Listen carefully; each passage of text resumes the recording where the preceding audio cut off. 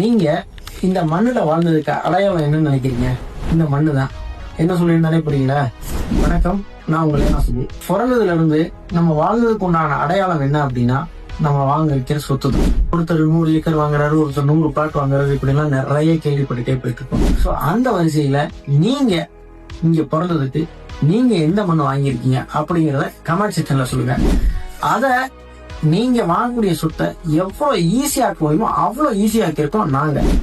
நாம இப்ப ஒரு பிளாட்டை 3 லட்சம் ரூபாய்க்கு கொடுக்குறோம். அதாவது 2.25 சென்ட் பிளாட்டை 3 லட்சம் ரூபாய்க்கு கொடுக்குறோம். சோ இது மட்டும் அற்புதம் கிடையாதுங்க. அந்த 3 லட்சம் ரூபாயும் 50% பே பண்ணாவே உங்களுக்கு ரெஜிஸ்டர் பண்ணி டாக்குமெண்ட்டை கையில கொடுத்துரும். மீதி 50% மந்த் ஆன் மந்த் இன்ட்ரெஸ்ட் இஎம்ஐயா பே பண்ணிக்கிற முடியும். சோ நீங்க 3 லட்சம் ரூபாய்க்கு வாங்கக்கூடிய ப்ராப்பர்ட்டிய 5 வருஷம் கழிச்சு எங்கள்கிட்ட கொண்டாந்து கொடுக்குறீங்க அப்படின்னா நாங்க 6 லட்சம் ரூபாய்க்கு சேல் பண்ணி தரோம்.